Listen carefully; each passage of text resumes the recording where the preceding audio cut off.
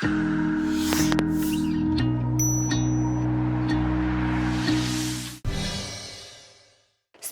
by Tata 407 mini truck.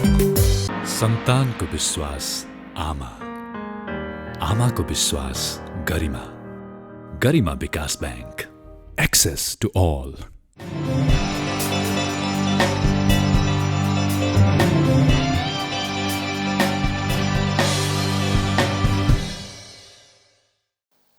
दर्शकवृन्द नमस्कार। यो Avenues खबरको सङ्केत हो। हामी डेभलपमेन्ट फोरममा छौँ। दर्शकवृन्द, यति बेला मुलुकभर कोरोनाको सन्तास व्याप्त छ।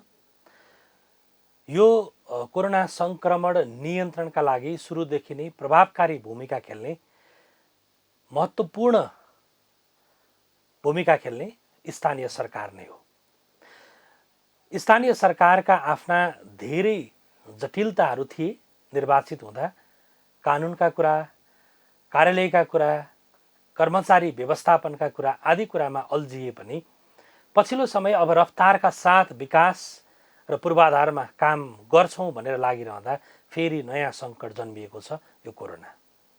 यसले आम जनताका अगाडि गरेका प्रतिबद्धता पुरा गर्न कतिको असर पार्ला, त्यो कोरोना सँगसँगै विकासलाई कसरी अगाडि बढाउन सकिएला।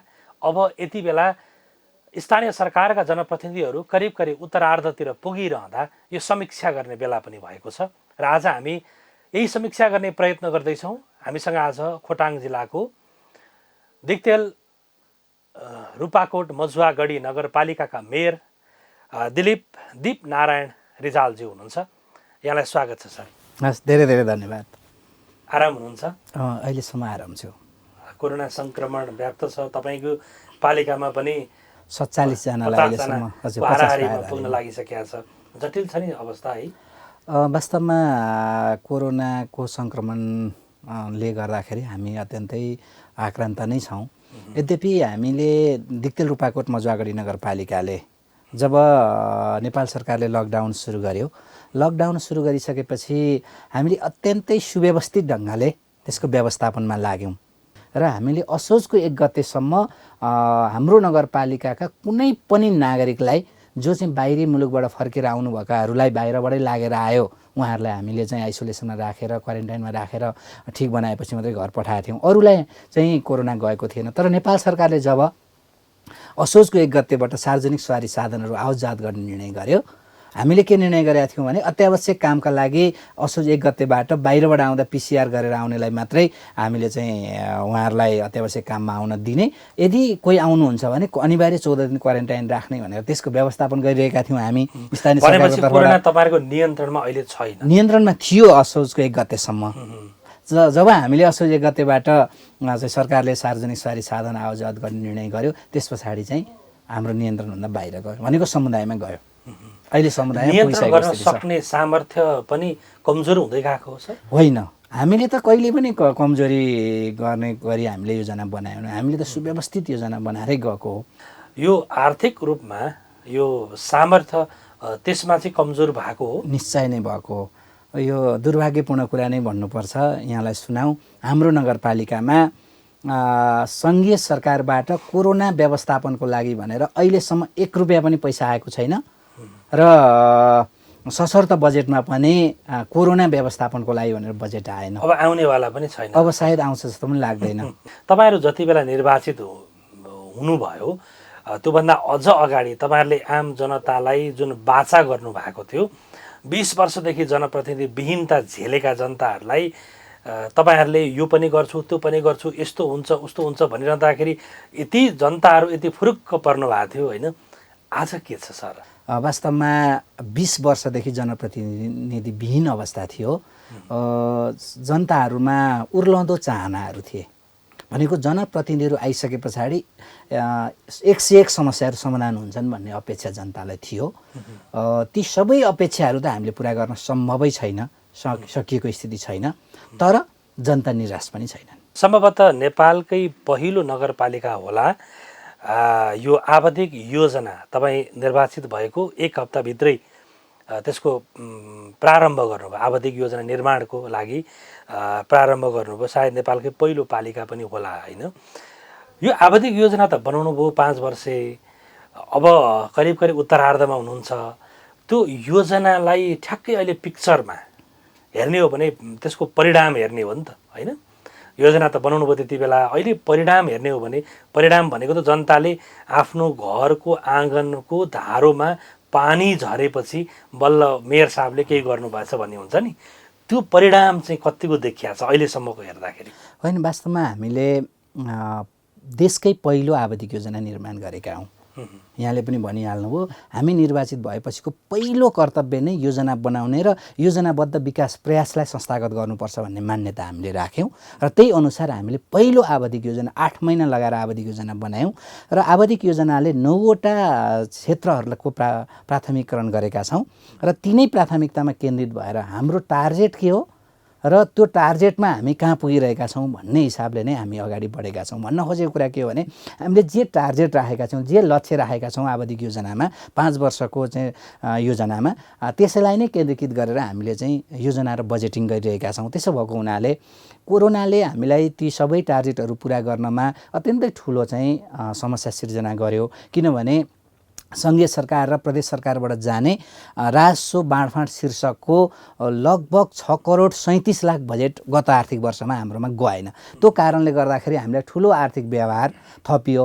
तर हामीले जुन लक्ष्य राखेका थियौँ त्यो लक्ष्य अनुसार हामी चाहिँ अगाडि बढेका छौँ। हामीले इन्फोग्राफ तयार गरेका छौँ।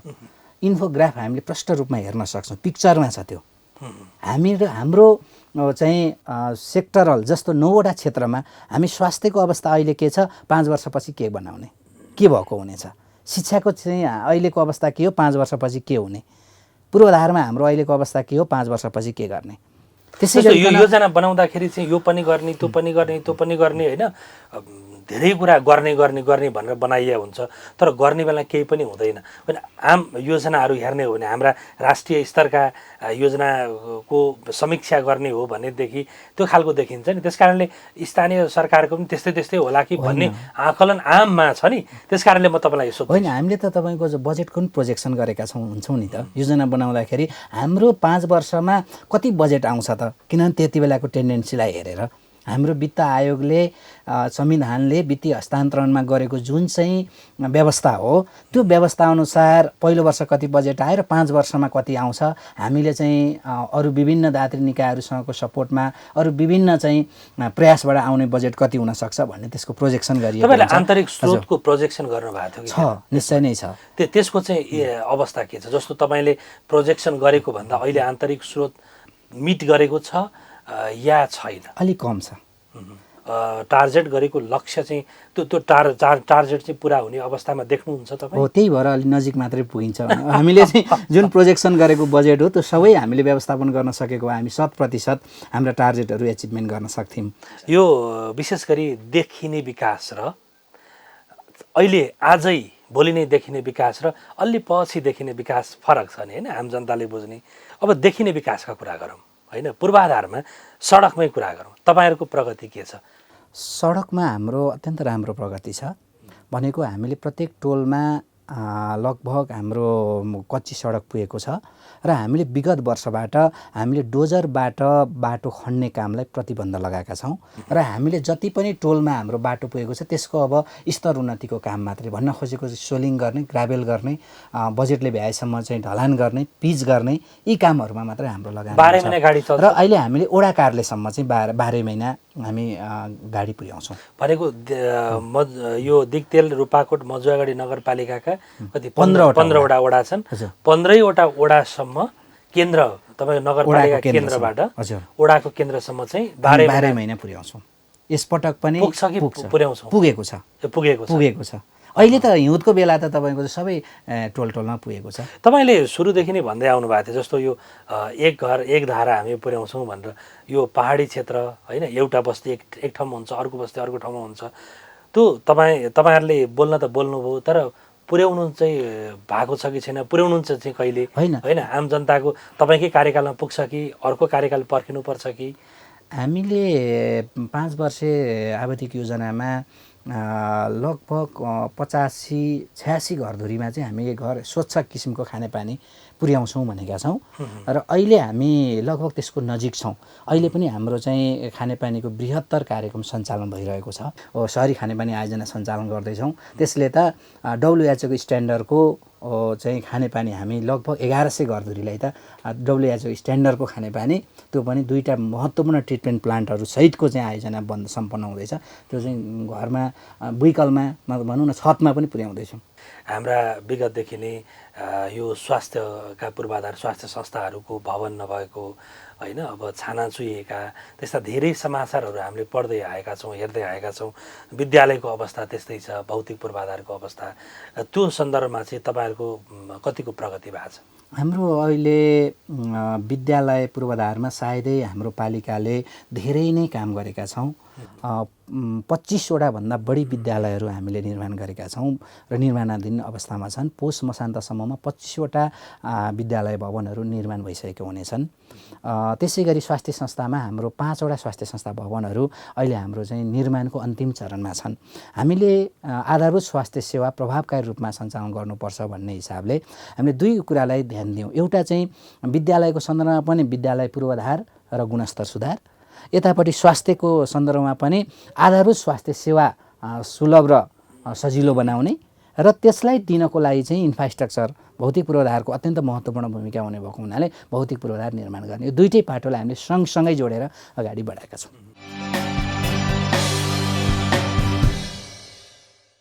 आयो 407 गुड्यो 407 आयो 407 गुड्यो 407 काठमाडौँको गल्लीमा टाटा 407 माल भारी बोक्ने धेरै गल्ली गल्ली छिर्ने जहाँ पनि लोड अनलोड गर्न मिल्ने आयो 407 भरपर्दो किफायती र शक्तिशाली गाडी टाटा 407 मिनी ट्रक।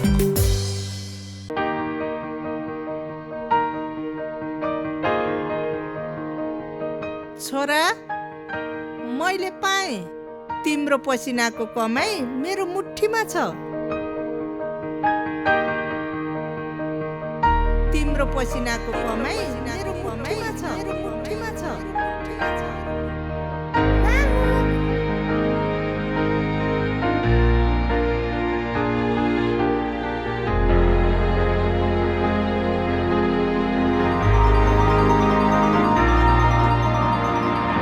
सन्तानको विश्वास आमा, आमाको विश्वास गरिमा, गरिमा विकास बैंक, एक्सेस टु ऑल।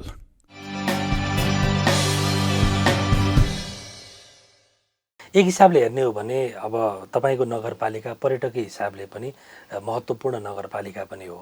पर्यटन पूर्वाधार सँगसँगै अब यति बेला त अब पर्यटनको कुरा गर्नु पनि निरर्थक जस्तै होला, तर पनि तपाईँहरूले आज बनाउने भनेको त पूर्वाधार हो।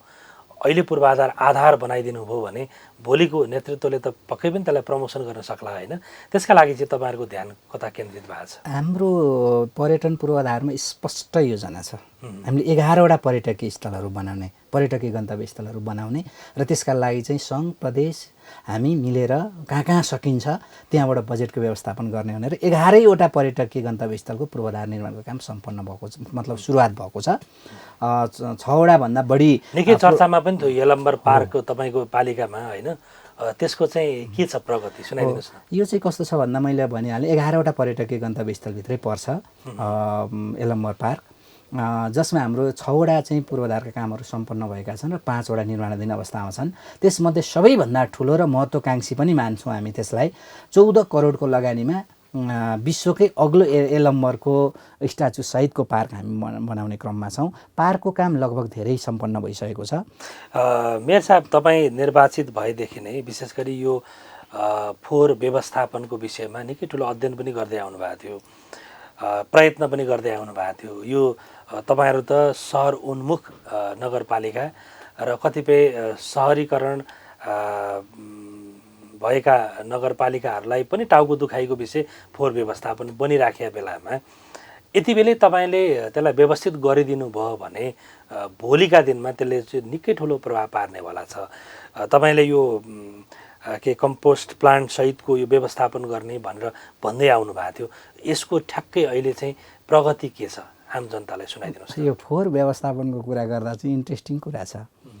अहिले संविधान त 22वटा अधिकार चाहिँ एकल अधिकार स्थानीय सरकारलाई दिएको छ। त्यसमा कहिलेकाहीँ सङ्घीय सरकारले पनि ती अधिकारहरू आफैले चाहिँ सञ्चालन गर्न खोजे जस्तो गर्ने, प्रदेश सरकारले पनि आफैले सञ्चालन गर्न खोजे जस्तो गर्ने हुन्छ अरू अधिकार क्षेत्रमा। तर यो फोहोरमा चाहिँ सङ्घीय सरकारले म गर्छु भनेर अहिलेसम्म कहिल्यै भनेको छैन, प्रदेशले पनि म गर्छु भनेको स्थिति छैन। स्थानीय सरकारको एकल अधिकार भनेको चाहिँ यही फोहोर व्यवस्थापन हो कि जस्तो लाग्छ कि कहिलेकाहीँ त्यो अवस्था लाग्छ। सबै खालका फोहोर यो मानसिक फोहोर, सामाजिक फोहोर, त्यो सबै फोहोर चाहिँ स्थानीय सरकारले व्यवस्थापन गर्नुपर्ने। त्यसमा चाहिँ उहाँहरूको मतलब चाहिँ प्रदेश सरकारको र सङ्घीय सरकारको ध्यान छैन। हामीलाई एकलौटी छोडिदिएको छ, स्थानीय सरकारलाई छोडिदिएको छ। अब यसका लागि चाहिँ हामी निर्वाचित भएपछि नै हामीले यसको चाहिँ मसिनो गरी अध्ययन गऱ्यौँ र यसको चाहिँ एउटा नयाँ प्लान्ट सिर्जना गर्नुपर्छ भन्ने हिसाबले हामीले इनोभेटिभ हिसाबले यसको प्लान्ट तयारी गर्नको लागि प्रस्ताव बनायौँ र त्यो प्रस्ताव स्वीकृत पनि भयो। र अहिले हामीले नगरपालिकालाई अर्ग्यानिक नगरपालिका बनाउनुपर्छ भनेर घोषणा गऱ्यौँ र घोषणा मात्रै गरेर त भएन, त्यसको पूर्वाधार निर्माण गर्नुपर्छ। त्यसको पूर्वाधारको एउटा महत्त्वपूर्ण पाटो कम्पोस्ट प्लान्ट हुन्छ, जहाँबाट चाहिँ बजारबाट निस्किने कुहिने फोहोर जो घरबाटै हाउसहोल्डबाटै घरबाटै हामीले त्यसको चाहिँ सटिङ गरेर वर्गीकरण गरेर फोहोरको वर्गीकरण गरेर कुहिने फोहोरलाई लगेर मल बनाउने, त्यहाँ चाहिँ दिशाजन्य लेदो स्लोलरीलाई लगेर चाहिँ बायोग्यास र मल बनाउने सहितको योजना बनायौँ हामीले। र त्यो योजना अहिले लगभग अन्तिम चरणमा छ, परीक्षण उत्पादन पनि सुरु भइसकेको स्थिति छ। हामी लगभग अब 1 महिना 1.5 महिनाभित्रमा त्यसलाई चाहिँ सञ्चालनमा ल्याउँछौँ। र त्यति मात्र होइन, हामीले चाहिँ स्वस्थ रहनको लागि चाहिँ अर्ग्यानिक उत्पादन पनि गर्छौँ र त्यो उद्देश्यका साथ हामीले यो प्लान्ट निर्माणको अन्तिम चरणमा पुगेका छौँ। र अहिलेसम्मको मैले अध्ययन गर्दाखेरि यो देशकै पहिलो प्लान्ट हो, यो किसिमको इन्टिग्रेटेड छ। मेयर साहब, यो हामीले व्यवस्था परिवर्तन गऱ्यौँ अनि धेरै कुराहरू आउँछन्, हामी अवस्था चाहिँ परिवर्तन गर्न सकेनौँ। अरू बेलामा पनि जो बोल्न सक्ने, गफ गर्न सक्ने, लिन सक्ने, बुझ्न सक्ने होइन, त्यस्ता व्यक्तिहरूले सधैँ सबैसँग फाइदा लिए, बेनिफिट लिए। तर गरिब विपन्न समुदाय चाहिँ कहिले त्यो पहुँचमा नै पुग्न नसक्ने, मेयर साहब भन्दै हात जोड्दै त्यहाँसम्म पुग्न पनि नसक्ने र मेयर साहबले गरिब विपन्नलाई दिन लागेका ती अवसरहरू उनीहरू लिन पनि नसक्ने, यो जटिल अवस्था छ नि त। यो बिचमा यसलाई कम गर्न, यो ग्याप चाहिँ कम गर्न तपाईँले गरेका प्रयत्न चाहिँ के भयो यो बिचमा? विशेष गरिकन जो चाहिँ एकदमै विपन्न पछाडि परेका, जो चाहिँ हाम्रो पहुँचमा आइपुग्न सक्नुहुन्न, उहाँहरूका लागि चाहिँ काम गर्नुपर्छ भन्ने मान्यता हामीले राख्यौँ र त्यही अनुसार हामीले थुप्रै कामहरू गरेका छौँ। अनुभूति गरेका छन्? मलाई लाग्छ अनुभूति गरेका छन्। जसको छाना खरको थियो, उहाँले चाहिँ खरको छानालाई चाहिँ जस्ताको छाना लाउनको लागि ठुलो प्रयत्न गर्नुभयो। वैदेश त्यसकै लागि चाहिँ पैसा कमाउनको लागि विदेश जानुभयो र पनि सक्नु भएको थिएन। उहाँहरूको छाना फेरिदिने गरी हामीले कार्यक्रम बनायौँ। पछिल्लो समयमा सरकारले त्यसलाई सशर्त अनुदानको रूपमा दियो, झन् ठुलो हामीलाई सपोर्ट भएको छ, जसलाई हामीले गरिबका लागि छानो कार्यक्रम भन्यौँ। उहाँहरू यति खुसी हुनुभयो। हामीले चाहिँ यो छानो छाउनको लागि चाहिँ वर्षौँ विदेशमा गयौँ र पनि सकिएको स्थिति थिएन, तर अहिले स्थानीय सरकारले यसको छानो छाइदियो। विशेष गरिकन उत्पादनमा जोड दिने, उत्पादनमा आधारित अनुदान कार्यक्रम भनेर हामीले कार्यक्रम बनायौँ कृषिमा। हामीले यो आर्थिक वर्षको यहाँलाई सुनाउँ, यो आर्थिक वर्षको टोटल बजेटको हामीले पुँजीगत खर्च गर्न मिल्ने बजेटको 35% कृषिमा हामीले लगानी गरेका छौँ, कृषिमा योजना बनाएका छौँ। त्यस तिनै विपन्न जो चाहिँ अहिलेसम्म चाहिँ सरकारले दिएको कुनै पनि कार्यक्रमको अनुभूति गर्न पाएका थिएनन्, उनीहरूमा पुगौँ भन्ने हिसाबले हामीले चाहिँ आफ्नो गाउँ आत्मनिर्भर बनाऊँ, त्यसै गरी चाहिँ उत्पादनमा आधारित अनुदान कार्यक्रम। त्यो भनेको चाहिँ के हो भन्दाखेरि जसले उत्पादन गर्न चाहनुहुन्छ उहाँहरूलाई खोजिकन गएर हामीले चाहिँ सपोर्ट गर्ने, अनुदान दिने कार्यक्रम हामीले बनाएका छौँ। विशेष गरिकन बस्ती स्तरमा पुग्ने नै हो। बस किनभने हामीलाई त के थाहा छ भन्दाखेरि आफ्नो पालिकाभित्र त को कस्तो अवस्थामा छन् भन्ने कुरा लगभग थाहा छ नि। किनभने लगभग प्रत्येक घरमा हामी पुगेका छौँ।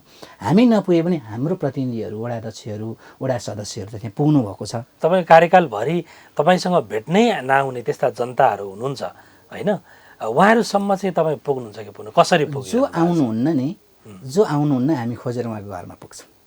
हामी घरमा पुग्छौँ, सयौँको घरमा पुगेका छौँ। हामी पुगेर हामीले तपाईँको त्यस्ता जनताहरूलाई हामीले चाहिँ सयौँ चाहिँ सपोर्ट गरेका उदाहरणहरू पनि छन् हामीसँग। यो विशेष गरी पालिकाले दिने सेवाहरूको सन्दर्भमा हिजो जनप्रतिनिधि नहुँदाखेरि कर्मचारीहरूलाई हजुरज्यू, हजुर नमस्कार हजुर गर्दै जाँदाखेरि पनि घन्टौँसम्म कुर्नुपर्ने, सेवा नपाइने त्यो खालको जटिल अवस्था थियो भनेर धेरै बाहिर कुराहरू पनि आए। र अहिले जनप्रतिनिधिहरू आइसकेपछि त्यो सेवाको प्रभावकारिता र एउटा त्यहाँको नगरवासी सेवा लिन पुग्दै गर्दाखेरि यो मेरो नगरपालिका हो भन्ने खालको सम्मानका साथ सेवा दिने अवस्था तपाईँको पालिकामा छ कि छैन? होइन, वास्तवमा हामीले निर्वाचित भइसकेपछि नै जनतालाई दिने सेवा सर्वसुलभ, छिटो, छरितो र प्रभावकारी हुनुपर्छ भन्ने कुरामा हामीले पटक पटक कर्मचारीलाई निर्देशित गरेका छौँ। हुनुपर्छ त भन्नु छ कि छैन? होइन, अहिले यस्तो छ, इभ्यालुएसन गर्नु भएको छ कि छैन? इभ्यालुएसनमा पहिलेको तुलनामा धेरै % सुधार छ। तर कस्तो छ भने कतिपय प्रक्रियाहरू छन् क्या, प्रक्रियाहरू चाहिँ पुरा गर्नै पर्छ। त्यो जस कारणले गर्दा कर्मचारीले पनि ती प्रक्रियाहरू पुरा नगरिकन त के अरे छिटो छरितोको नाममा भोलि उसले अप्ठ्यारो असजिलो भोग्नुपर्ने स्थिति हुन्छ। त्यसमा पनि हामीले सकेसम्म ती हाम्रा फर्मेटहरू छन् नि, हामी पटक पटक छलफल गर्छौँ, संशोधन गर्छौँ, जसले गर्दाखेरि भोलि क्वेसन नउठोस् भन्ने हिसाबले हामीले म्याक्सिमम प्रयास गरेका छौँ। तर पनि केही न केही गुनासाहरू चाहिँ छन्। अब तपाईँमाथि जनताका गुनासाहरू पनि छन् र मेयर साहबको पनि केही गुनासो छ सङ्घ प्रदेश सरकारसँग? जनताले पनि मसँग धेरै गुनासो गर्नुभयो होला पक्कै पनि, किनभने जादुको छडी जस्तै एकैचोटि सबै कुरा सम्भव हुँदैन। सीमित स्रोत साधन छ, त्यो सीमित स्रोत साधनलाई हामीले चाहिँ पुरा त्यसबाट चाहिँ योजना बनाएर उहाँहरूलाई सपोर्ट गर्नुपर्ने छ। त्यो कारणले गर्दा पनि यो काम भएन, ऊ काम भएन भन्ने गुनासाहरू छन्। म यसलाई स्वाभाविक रूपमा लिन्छु र म सङ्घ प्रदेशसँग चाहिँ म एज अ नगर प्रमुखको हिसाबले पनि कुरा गर्दाखेरि धेरै गुनासाहरू छन् र एउटा नागरिकको हिसाबले भन्नुपर्दा त झन् धेरै गुनासाहरू छन्। जबसम्म स्थानीय सरकारहरूलाई बलियो बनाउन सकिँदैन, स्थानीय सरकारहरूको स्ट्रेन्थनिङ गर्न सकिँदैन, स्थानीय सरकारमा चाहिँ तपाईँको वित्तीय हस्तान्तरण गरेर चाहिँ स्रोतले युक्त बनाउन सकिँदैन, तबसम्म यो सङ्घीयताको मर्म र भावनामा क्वेसन उठिरहन्छ। अहिले क्वेसन उठेको पनि त्यही हो। गुनासोहरूका निरन्तरता थाकहरू लागे भने यसले परिणाम कस्तो ल्याउला सर? होइन, मलाई त के लाग्छ भनेदेखि हुन त अहिले हामी लर्निङ बाई डुइङको स्टेजमा छौँ, गर्दै जाउँ सिक्दै जाउँको स्टेजमा छौँ। किनभने नयाँ शासन प्रणालीलाई हामी चाहिँ कार्यान्वयन गर्दैछौँ र यो चाहिँ कार्यान्वयन हुनलाई अलिक टाइम लाग्ला। तर सुरुवातदेखि नै ट्र्याक आउट भयो भनेदेखि त तपाईँको चाहिँ भोलि ट्र्याकमा ल्याउनु त गाह्रो हुन्छ नि। मैले भन्न खोजेको कुरा के हो भन्दाखेरि हाम्रो एउटा मानसिकता के हुनु पर्यो सङ्घ प्रदेश भने, मलाई लाग्छ नेताहरूले धेरै ठुलो बलिदानी गरेर धेरै ठुलो चाहिँ रिस्क मोलेर यो शासन व्यवस्था ल्याए। वास्तवमा यो अवस्था लामो समय हुन दिनु हुँदैन।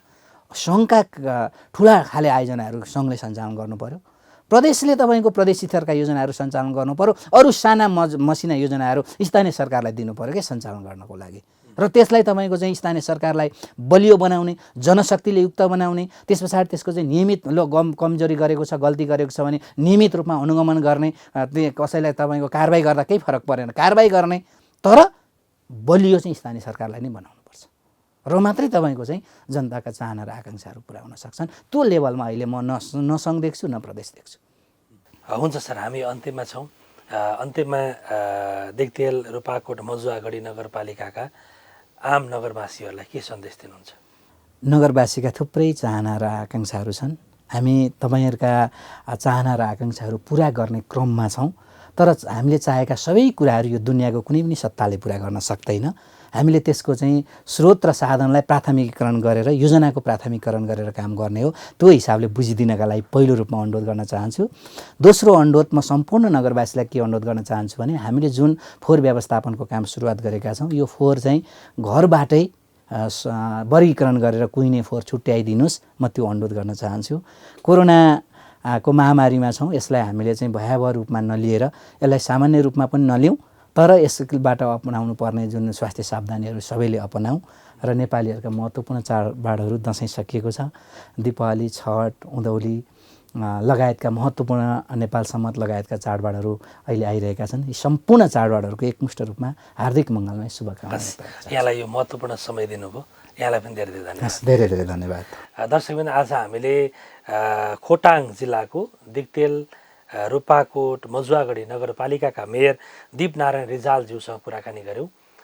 करिब करिब आफ्नो कार्यकालको उत्तरार्धतिर आइरहँदा उहाँले पूर्वार्धमा बनाएका आवधिक योजनाको समीक्षा गर्ने बेला आइसकेको छ र त्यसका इन्डिकेटर सूचकहरूको नजिक पुगेको आभास मिलेको छ र उहाँको भनाइ पनि त्यस्तै छ। यो आम जनताले महसुस गर्ने कुरा हो। विकास भनेको आम जनताको विकासप्रतिको चाहनालाई नगरपालिकाले थप सपोर्ट गर्दै जाओस्। आम जनताले पनि आफ्ना आवश्यकताहरूलाई सबै होइन, प्राथमिकीकरण गर्दै महत्त्वपूर्ण आवश्यकताहरूलाई पुरा गर्ने दिशातर्फ जनप्रतिनिधिहरूलाई सचेत गराउँदै जाने अवस्था बनोस्, हामी पनि यो कामना गर्छौँ। आजको यो विशेष सन्दर्भ यति नै। हामी भोलि फेरि डेभलपमेन्ट फोरमको नयाँ श्रृङ्खलाका साथ उपस्थित हुने नै छौँ। तबसम्मका लागि आजका हाम्रा अतिथि, म सञ्चालक शिव अधिकारी, दुवैजना आज्ञा माग्छु। नमस्ते।